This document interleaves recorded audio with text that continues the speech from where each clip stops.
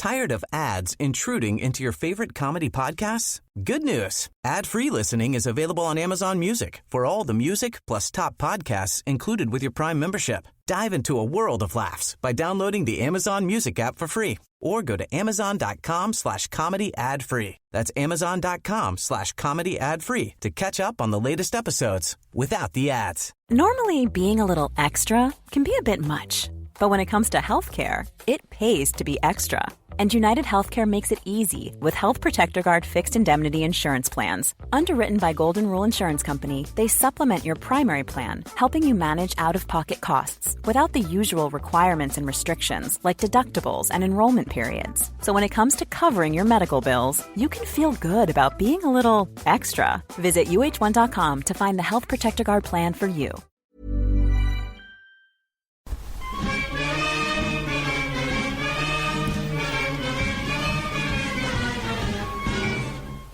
Hello, EggChasers. It's the EggChasers Rugby podcast, the podcast about rugby that doesn't take itself or the game too seriously, and the podcast about rugby that, in addition to being there for you 52 weeks of the year, without fail, every Monday morning, also the rugby podcast that cares deeply, passionately about local rugby matters, something we're bringing to life right now in a special, which, before I introduce our special guest, I'll just explain it like this. I sent many pictures back from the Rugby World Cup in 2023. The one that basically got actually any sort of reaction from JB and Phil was the one that I sent when I sent a picture because I was sat watching a game in Marseille in that opening weekend next to our special guest tonight. They were absolutely buzzing. And gutted that we missed it. Absolutely. Yeah. Finn Russell not so much, but Charlie Morgan 100%. Charlie, welcome to the show. What an introduction. Thank you very much for having me, and thank you very much for that selfie as well. Yeah. Well, I mean, I've been saying to the boys for a long time, it's about time that the world's best rugby journalist was on the world's best rugby podcast. Wow. No pressure then. This is you've caught me on the way back from Bristol. I've been out of mare with trains, but let's get some magic happening. Exactly. Well, you wrote quite the article this week. So why don't you just, I guess, start with telling us what made you think of this? Because we absolutely loved it. And just give us an introduction to what the article does. Oh, so it was an attempt to delve deeper into the world of sort of payments at lower levels. And I tried to kind of define lower levels as a community game, which is the same way that the RFU defines it, which is level 3 and down. And I know level 3 being National 1. And that's quite high to be termed as a community game. And I know some clubs in that sort of bracket get pretty peeved by that, which is fair enough, to be honest. Yeah. But that made it a kind of natural kind of category, I guess. And I actually was thinking about where this started, and it started at a wedding. It was a wedding of an old teammate. For a club I used to play for that had gone up, when I finished playing for them, they'd gone up to level 4, I think, so National 2. And at the wedding, this chat was about how the side had started to get match fees in the last kind of year or so. And obviously, we were all gutted about that because it was a similar sort of level as a level that we'd finished playing at. But that came to be a sort of sign of the times. Whether it was, I mean, just having been around, played at that sort of level from sort of level 7 to level 4, that was always a chat, wasn't it? It was really, and what hit home doing the article and trying to speak to as many sources from around the country as possible was just sort of when a side does well or has been doing well for a few years, the accusation is straight away must be paying brown envelopes, must be going everywhere. And what made it funner but also more tricky was that a lot of the time there's a bit of rumour, a bit of hearsay. The truth's mostly somewhere in the middle, whereby some clubs will be paying formally, some clubs will be paying a little bit recklessly, a little bit naughtily, and some who are doing really well haven't paid at all. And it was just really interesting talking about that, and the people that went on the record, really grateful to them. I think the most interesting stuff maybe was clubs who were sort of acknowledging that they would have to transition from being a club who hadn't paid and were quite proud about that to really thinking about it because of the competitiveness of the league they were in, the competitiveness over recruiting players, and it was just great. It was actually it maybe sounds a bit sort of worthy, but it was really humbling speaking to people from clubs who are still getting their hands dirty in the community game, because I certainly didn't feel like when I played that I maybe appreciated the effort that people were going to organise things, and you'll have a chat to them afterwards in the bar, but then you sort of take it for granted, I feel, and that it was really nice in that regard to reconnect, if only a little bit. Yeah. Did you find that there was a difference in the frequency of payments across the country? So did you find that there was one particular area of the nation where this occurs far more frequently? And the bit which you didn't mention in your article, but I'd love to know about, is do payer payments and their effectiveness, is it more a case of that is effective in like poorer areas or richer areas? Is there any sort of correlation like that? So I would say one thing I found out both during the piece and afterwards, and the reaction it's got, is that I've barely scratched the surface, and this could be a book, and there are loads of different strands to it. I would say first, different areas certainly. The kind of common strand was that clubs that are kind of in maybe a little cluster. So I speak to myself, having played in South West London. When I moved down to South West London, what I found was really interesting, which was really alien to me, having grown up in East Midlands and around Leicestershire, was that everybody had played for 4 clubs. Everybody had sort of played for Roslyn Park, Esher, Wimbledon, and had sort of dotted between those and had moved around.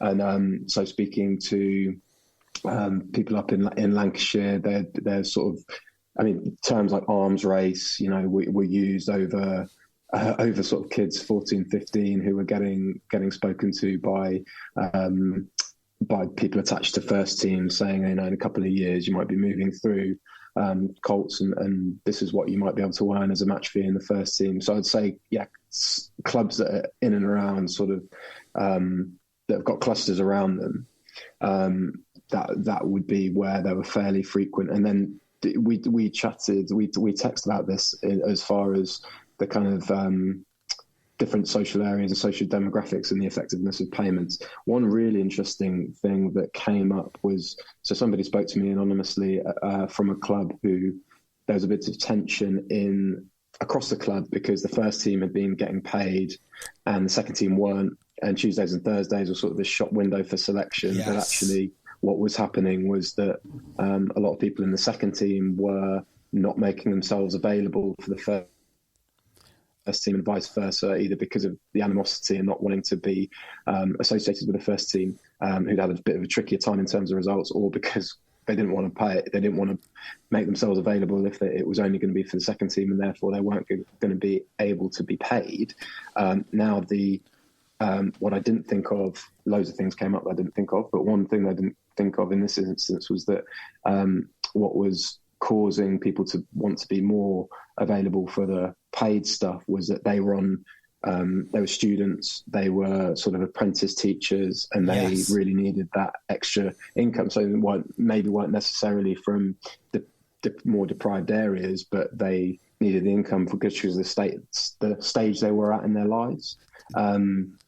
So that was just so many different strands came out of it, and so many different kind of talking points, I guess. But one thing I'm trying not to be, having spoken to a close mate who's still playing in National 1, I sort of came to it, I guess, maybe slightly sanctimoniously, going, is it a bit ridiculous that players are getting paid to play in the third tier? And he went, mate, shut up, for one. Secondly, look at how much travel there is involved in this league. Look at the quality of it.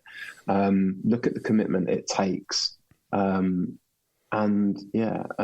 why not, basically, it being in the third tier. So that was very early on. Just on one thing you said there, Charlie. The thing about the training sessions on a Tuesday and Thursday being a chance to whack first teamers. I mean, I have been amazing. I have been there time and time again. And go on. I vividly remember towards the end of my career losing my place and just being a prick, training against the first team, sort of mouthing off at the coach who'd be refereeing. You're trying to ruin every line out. You're trying to win every scrum. Steel sharpens steel. Yeah, exactly right. Well, everything that article was. Well, I mean, for one thing, two of my two clubs basically. Yeah, was that correlation or causation? Do you just go to the highest payer? Well, you see, Phil and I have both got a very similar story in that the club that we played mini rugby at from the age of 6, we ended up playing for the first team, and it just so happened the club we were at, Newbury in my case, and in Phil's case, it was Sedgley Park, were both at level 3 at the time, and.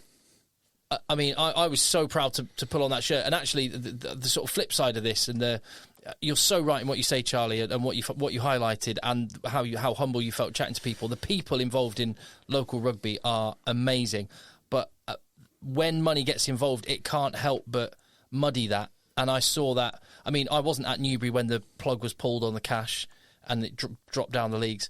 I was at Manchester when the money was pulled. Yeah, you were, weren't you? And they dropped down and instantly. And I cared a lot about Manchester. My brother had played for that club. I'd come up north to work, and that's the club I wanted to play for. I felt like I had an attachment to it, and the money went. And instantly, I remember Dave Baldwin, the coach, great coach. He came in and went, "That's it, lads. It's done." And within a couple of days, the squad had scattered to the winds. Some had gone to Macclesfield, Sedgley Park. I guess that goes to the point of Charlie's story, which is like it's the clusters, right? Yeah. So I was playing at Sedgley Park at that time, and I think there was rumours that season. So they folded, or the money stopped about the Christmas time. Yeah. And that year, so in the kind of the summer window, the pre-season, there was probably 3 or 4 players who'd come from Manchester to Sedgley, and then at that Christmas or January, there was another 6, 7 or 8. And then some went to Mac, some went to probably Caldy, some went to Preston, name checked in the story, some went to Fylde. So you had all these guys who were able to play at that level, and they just got distributed. All of the second team, the Manchester second team, who were and Colts as well. Well, it got down to the real bare bones, but immediately all the second team who were good club lads and good players, because they were they were a second team who were probably equivalent of, say, a Broughton Park first team at that level 6, level 7 at that era. Yeah, they all stepped up, but we're just having 50, 60, 100. Well, yeah, it started off by 50, 60 points, and then a load of guys said, "Well, I'm not travelling 8 hours down to Redruth or 6 times a season to go and to play Ealing or Richmond or London Scottish, to travel to London." And so it got to 80, 90, 100 points a week. The tragedy of this, right, was... sorry about this, Charlie. No, keep going. It's really interesting. Yeah, get Charlie to come on the podcast to listen to our stories. The tragedy about this is we actually got 2 players for Broughton Park who were superb, and they were picking up £50 a game at Manchester. Even on the way down, they wouldn't stop paying. And they were 2 of our best players, a guy called Blake and a guy called Mark. Oh, you might remember Blake and Mark. Yeah, I know. And they were phenomenal. But prior to that, they were having a miserable time in rugby, getting paid 50 quid. And just as Charlie mentioned in his story, they were students. That's why they did it, because they were students. And there was a few students there from Tarleton. But I guess this is the push and pull, isn't it, Charlie? That exactly what you say, that you, as your mate at National One, and Phil and I played for our hometown club, but we were like, oh, wow, look at us, we're actually earning a couple of quid while we're doing this. It's amazing, and you wouldn't want to stand in the way. But it does, the other end of that, the other side of that coin is that you don't have that attachment and that commitment, which is the absolute bedrock of what makes all of our local clubs. Yeah. Well, one thing that kept coming through from the club, and again, you feel really.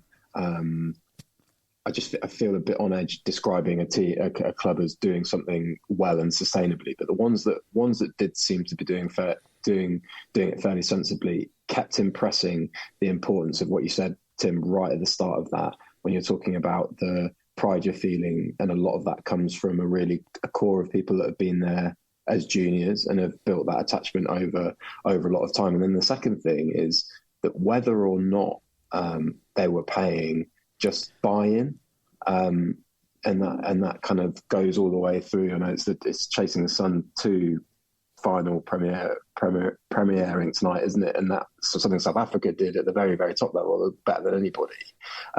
Just getting that buy-in, however you get it. That rugby's a fairly simple game in that regard, and the clubs that are doing that well, regardless of sort of their spending strategy, as it were, even at that level, seem to be doing really well. And success breeds success, which was a really good point made by the first club that I spoke to, which was Teddington, who have gone on having sort of had 10 years treading water, probably fair to say.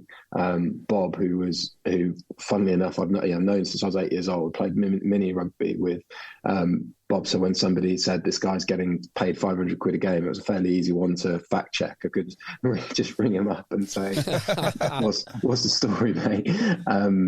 But he remembers sort of playing for Teddington when they were scraping through and almost having to concede walkovers.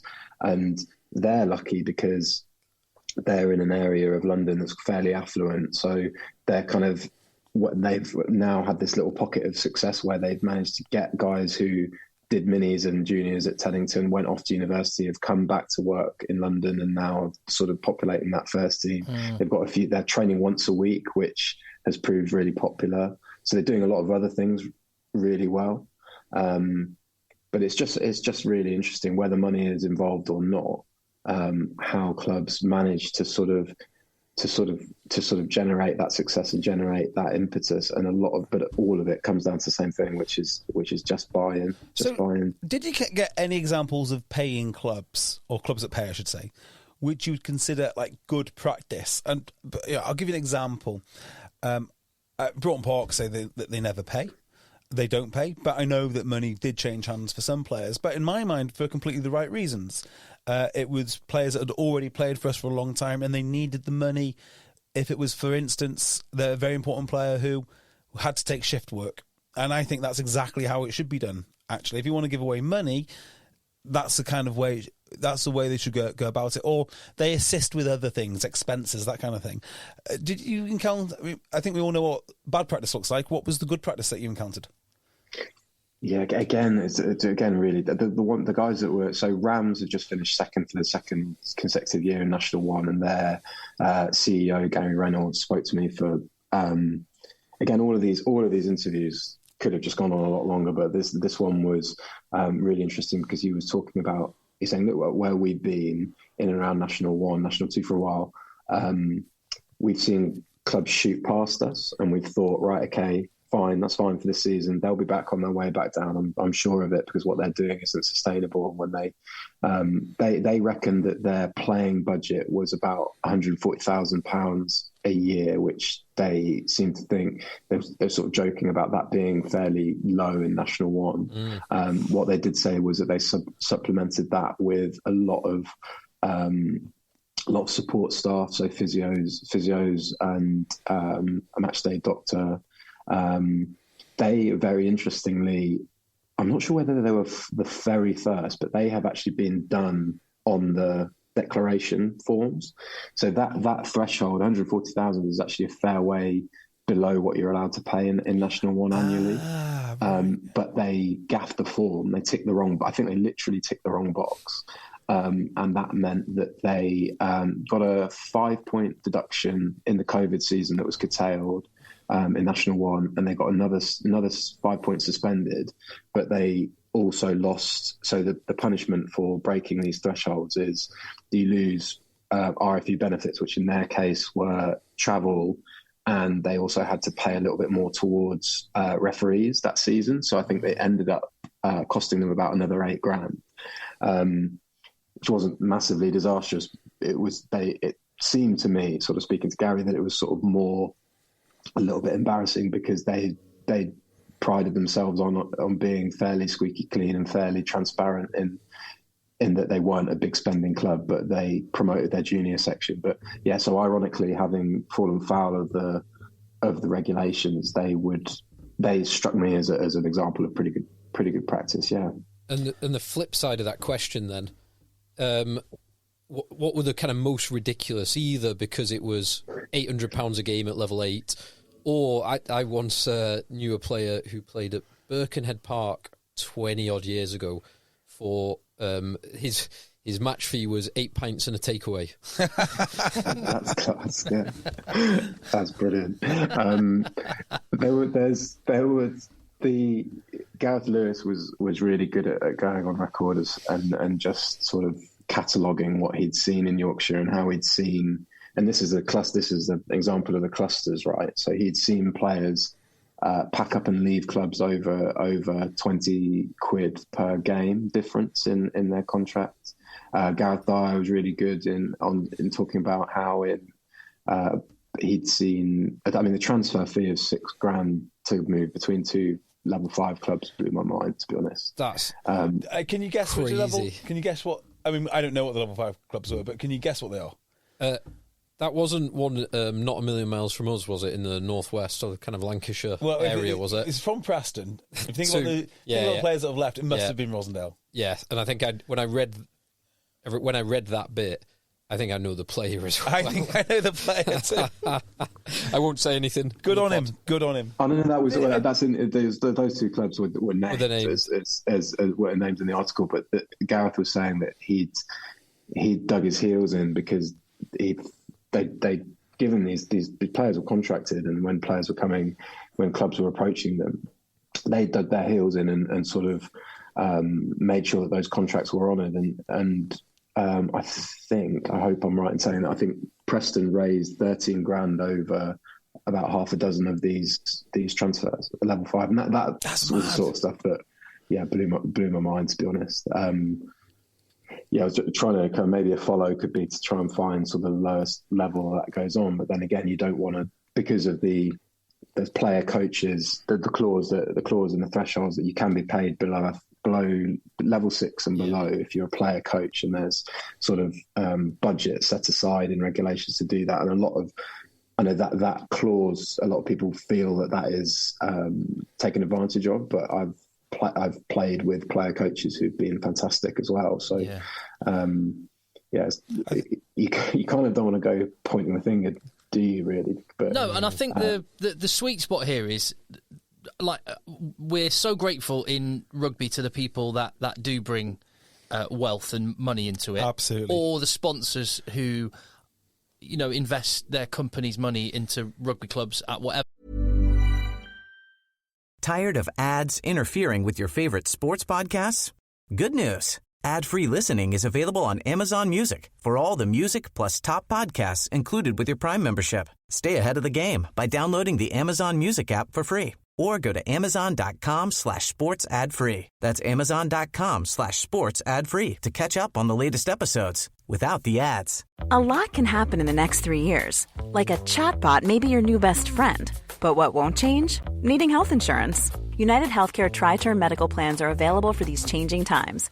Underwritten by Golden Rule Insurance Company, they offer budget-friendly, flexible coverage for people who are in between jobs or missed open enrollment. The plans last nearly 3 years in some states, with access to a nationwide network of doctors and hospitals. So for whatever tomorrow brings, United Healthcare Tri-Term Medical Plans may be for you. Learn more at uh1.com.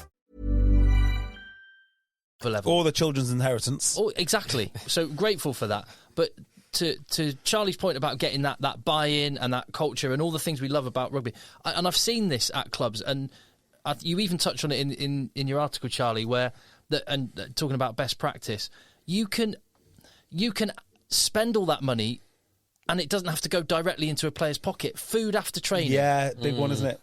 Well, we had cars at Newbury, which was amazing. Cars? Yeah, we had cars. Well, basically, I got told you can have a car. I was at Bath University, and they were like, you can have a car, but you just got to bring 3 lads from to come and play. That's a great idea. As long as you fill the car up with lads from Bath Uni to come and play with us, they were happy. So that's what I did.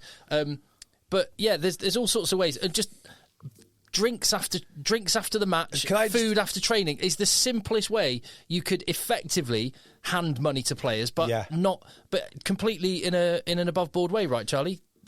Yeah, totally. There was a club that didn't actually want to go on record to say that they did it in case. I don't know. I don't know why they didn't, because it was a really cool story. But they actually had physical beer tokens that they give out to players after the game, which I thought was really cool. So just to touch on what you're saying straight away, Tim, absolutely agree with the point on the people bringing money into the game. And I tracked down. So East Grinstead, when I played for Wimbledon, and East Grinstead were like this. It was like the only way I could describe it was like we knew a shark was coming to get us, because they were just coming through the leagues, pumping everybody, and there were these rumours about how much they were paying, and they put out highlight reels, and eventually they sort of were in the same league, and they beat us twice. But there was all this chat about how much they were paying. They had a lot of Kiwis paying for them. But I actually tracked down but then they went. So they then sort of stalled or stayed put a couple of leagues, or one league above us, and we got promoted and were in their league for a couple of years. And then Gavin Gleave, who was their chief sponsor at the time and director of rugby, left. So I managed to track him down for the article, which was great because, well, one, he insisted that they weren't getting paid as much as we were insistent that they were getting paid, obviously, because we were for our own sort of self-respect, saying that they must have been getting paid absolutely loads. But it was actually quite sad, because he'd sort of gone in, really successful businessman, had gone in with a, really ambitious but reasonably kind of sound plan of wanting to just keep developing. Grinstead was in a very advantageous position, wanted to install a 3G pitch and then raise money with rentals of that. He said that he had a deal with Chelsea Football Club. He was going to rent it because it was so close to Gatwick Airport. He was going to rent it out to teams coming over, maybe to play in Europe, rugby teams. But then it sort of fell foul of he had a few disagreements with the committee and walked away. So it actually looked from the outside like, right, East Grinstead have got to National 3. They haven't gone up for a couple of years. They've stopped this prodigious rise. Moneyman's walked away, but actually getting in contact with him and sort of really listening to what he had to say and how passionate he was about it all and his plans for it. It was actually just really, really sad, to be honest, and kind of a bit indicative of rugby perhaps not being able to get as many of those sorts of people as it would like. Yeah, Charlie, who was the RFU councilman that you got a quote off? I can't remember if you named him in. The spokesperson at the end. Yeah, the reason I ask is I can't remember if he went on as a named source. The spokesperson was just a response from the union to the story. I'd sort of highlighted what sort of thing came up. The main sort of feeling, I guess, that they would have to respond to would just be that a lot of clubs felt that the RFU didn't have the resource to manage the kind of thresholds that they'd put up, and also that the post-COVID the benefits that they did give to clubs, so for example, travel subsidies, weren't actually significant enough to dissuade clubs from breaking those thresholds. Yeah. So it was just a union kind of a communication. So I guess they would have gone to whatever department looks after that and got a response. So, I mean, it's my opinion. I have no problem with anyone paying anyone anything. But I think there was a quote in there about rugby being in its middle ages now from one of the. Oh, that was John Inverdale. Yeah, right. Yeah, he was on the record. Yeah. To me, that just strikes of individuals not appreciating that every rugby club needs a different model, and very intelligent people deciding that they know best for everyone. And did you find that the RFU really did understand what the case on the ground is for paying players? It's hard to say, really. I think they're definitely. So John was speaking there with that quote, I think, with his sort of chairman of the National League's hat on, and I think that the fear there. So to answer the question, I think so. Yeah, I think they're aware that there's so many different sorts of clubs. And I think what you're getting at there is that is what John is saying is that he would, what he actually said, something he said that I didn't use was that he'd like the same for somebody to. He said, like you, I don't have any problem with players getting played, and in fact he reinforce the message about National One being of such a high level of quality and requiring such commitment that they absolutely should get paid. But he would be very much in favour of the club's infrastructure, so facilities getting as much money as being the first priority, or at least being a priority alongside people getting paid. I think what probably nudged, certainly what maybe nudged my desk into allowing me to do this was the context of Jersey, as well as the 3 Premiership clubs, feeling as though overreaching on players then puts you in such a kind of perilous position if you don't have anything to fall back on, and you don't in it. And if and I guess that out of the 3 clubs that went bust, that was probably fair to say most kind of apparent at London Irish, right? There was the rumours that sort of that was clearly what they prioritised more than anything is the players getting paid a lot and having a fairly big squad budget.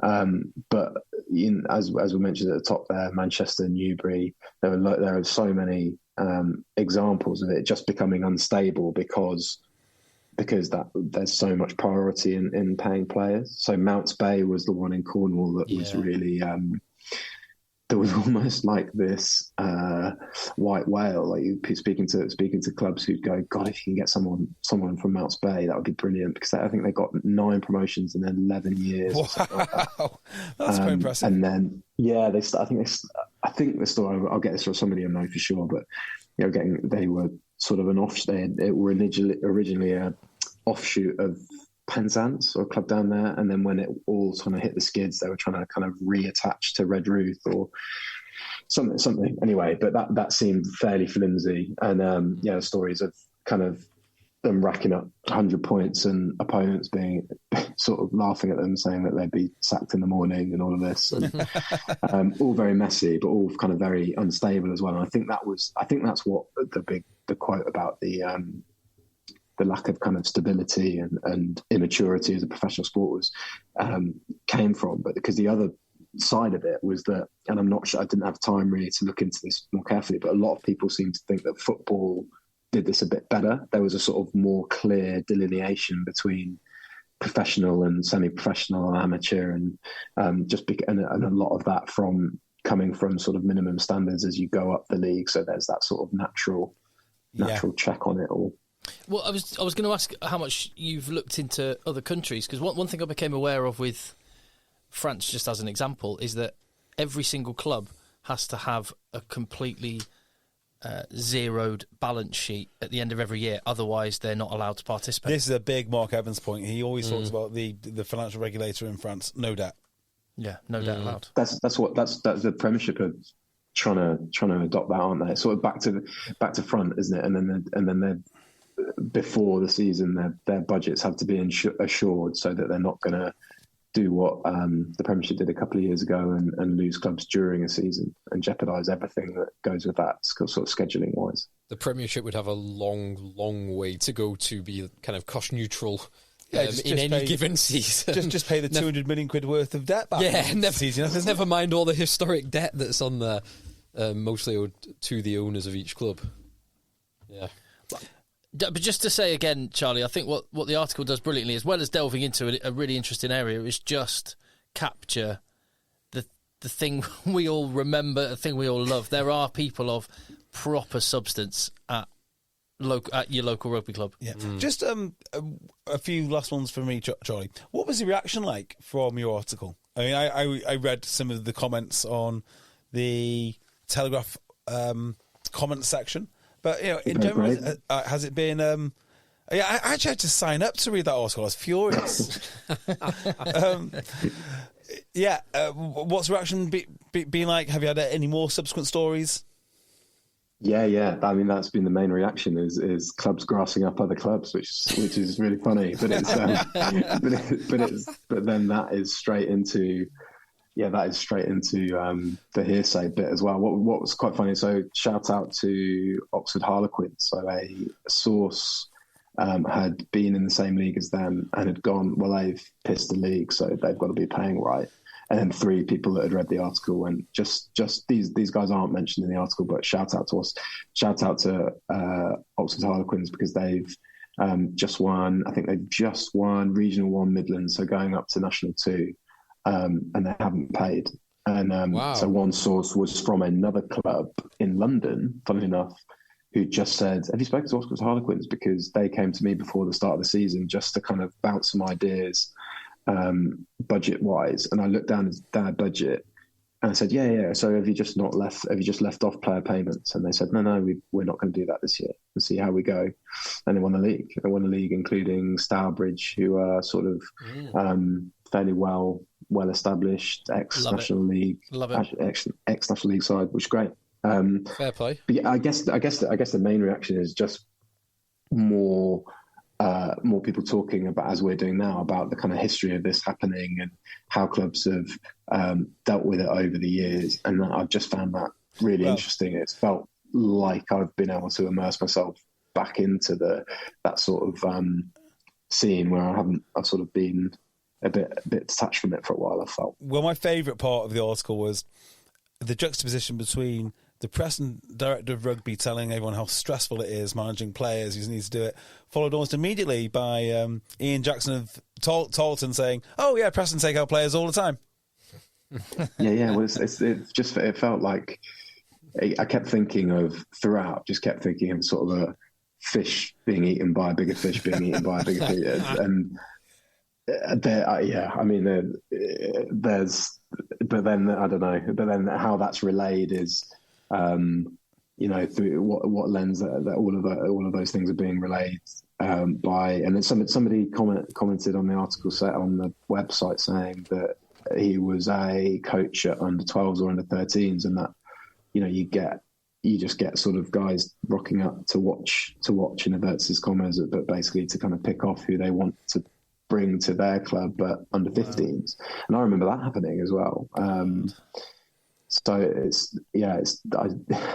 in no way think that this is going to I don't think it's going to change behaviour. It's just interesting. It's just sort of just a subplot of what actually goes on. Well, it's interesting you say. It just made me think. So my son's team that I coach are under 16. They're in the Lancashire Cup final next weekend. Handy team, and I was chatting to some guys at our club at Broughton Park and just saying, I think there's an argument in a couple of years' time, just you could build the next 10 years of a club around one good junior team. Yeah, you can. Yeah, no two as well. Get them all in, keep them all together. But you're right. The market forces in this part of town where we are, there are so many clubs that are just going to be picking them off. Just to hear a term like market forces about a junior rugby team is so interesting. So a National 2 director of rugby said, what's the market for players? Just don't get it. And I was just thinking, can't believe I'm having this conversation about a market of this. And he was saying that was the quote that was is the market is the market value of a player just what the club next door is going to pay? I think maybe there is. Literally maybe is. A market. Yeah. Just out of interest, where are you with the infrastructure to go up rather than the payments to go up? Do you think the payments should be linked to infrastructure? And to you as well, Phil? No. I think I would like to think that if anyone had the money to pay, that was what they would do. And just going back to it, I would think if you had great training facilities, a gym in-house that the players could use for free. I'm just thinking of me as a player. Like Aylesbury. Yeah, Aylesbury's a great example of a good local club. Not like Marlow that pay. They have a gym. They have a gym that they've built there that players can use. And I know. I love this at Newbury. That there was the gym there. There was food after training, and all of that stuff. And great facilities, and that makes a massive difference in your week to week, doesn't it, Phil? Yeah, I think that is by far the best way to build the foundations for success before payment. But I wouldn't want to kind of legislate or codify that because just remember, fooling his money soon parted. But is it just? Is it just willy waving the money and sending someone up through the leagues? Because unless you're going all the way to the top, it's to what end? Well, to what end? I mean, you talk about infrastructure and clubs, and what about the Barbarians? I mean, the most iconic club in the world has zero infrastructure. So I'm happy for them to build it however they want. Like Phil says, a fool and his money are easily parted. If you want to spend a lot of money on paying a lot of players to play on a local park pitch with no change rooms, be my guest. I'm more than happy for you to do it. Yes, but it's a foolish way to spend your my money, not your my children's inheritance. Excellent. So is the article? The Telegraph is well worth the subscription. Is it still behind the wall? Will it make an appearance? It is. I can have a word with it. It's above my pay grade, unfortunately. I can have a word. Is anything above your pay grade at the Telegraph? Good. As we've just been discussing, like quality things deserve to be paid for. Exactly yes. right. Sustainably. Absolutely agreed. So get your subscription and go and check out Charlie's fantastic writing, not just on this article, but on rugby in general. Just one last thing before everyone goes. I think this is probably the best way to do it. I'm going to ask you all the same question, including Charlie. Do you remember the first time you got paid? The first time you got paid for rugby, whether it be expenses or match fee. Charlie? Oh, really well. Yeah, it was a train ticket back to play for Oakham Town, and I picked up the money from the director of rugby, walked back to my seat in the bar, and felt like the man. Yeah, it does have that effect. Tim? Yeah, I remember being paid.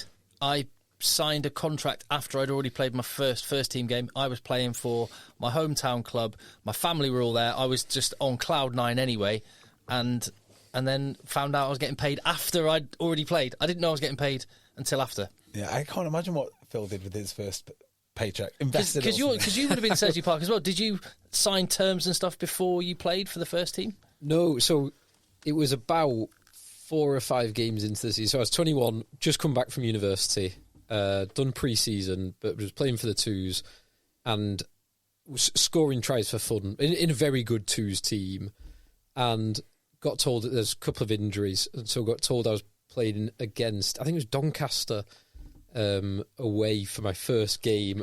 I made my new debut against Doncaster. Oh, really? Yeah. And got told, Jeff Roberts, the kind of team manager, told me what I was going to get paid for it, and I was like, "Are you joking? That's amazing. What was absolutely unbelievable. What was the money? It was it was 150 quid. What? Nice. With 100 quid win bonus, and we didn't win many games in that year. Did you win that one? We did not win that. I got 20. 150 quid is like. It was. Well, how old are you? 21. That's awesome, isn't it? Long time Newbury was ago. 25 quid a session for training, Tuesday, Thursday. So yeah, nothing of that. I'd say. 25 quid for training, and it was I got 50 quid appearance as long as you played 20 minutes or more. Okay, and then 100 quid, and then 100 great story. and then 100 quid if you win. And towards when the money was getting tight at Newbury, there were loads of players pissed off. You'd go on after 61 minutes. Yeah, sorry, I've got to tell this story, and then I'll let everyone go. And I can tell the story because neither of these players play, and if they do, it's not important enough to worry about. So, Tom Brady effectively fell out with. Who was the Arscott boy at Sale? Luke Arscott. Tom at Sale. No, was it Tom? Yeah. So the agreement was that Tom would pull a hamstring at a certain time in the game because Brady was one appearance off getting his bonus. So it goes like from 45k to 50k. And Arscott, reneged. He didn't come off. He said he was like rubbing his hamstring a bit, like he's a tiny bit injured, but never actually pulled the trigger. Oh, gutted. Oh. Excellent. Charlie, thank you so much for joining us. Really appreciate it. No worries. Thank you very much for having me. What's the next article? What journalism are you deep into at the minute? Can you tell us? Not sure I'm deep into. I was at Bristol today, so and they've. I guess because I haven't been paying attention probably, but they've snuck into top 4, so something on that, and they kicked the ball 4 times in the whole game today. Is that right? And they're only playing. Yeah, they're only playing Newcastle, but they sort of back to what they were doing in the real Galactico days a bit, and they're looking quite good. So just basically how they've hit a bit of momentum. I'm going to find quite interesting, I think. And I was saying on the other pod, Bernard Janzi van Rensburg is a serious player, isn't he? Very good. Qualifies for England in 2026. There you go. That answers the thing we were talking about on the pod. That's right. That's why he's the best in the business. Top man, Charlie. Thank you very much. Cheers, mate. Thanks, cheers, lads. Bye. Fantastic. Right, there you go. If you appreciate the podcast, patreon.com/EggChasers. You can help keep the lights on, help make sure we get great content like that, and let the boys end.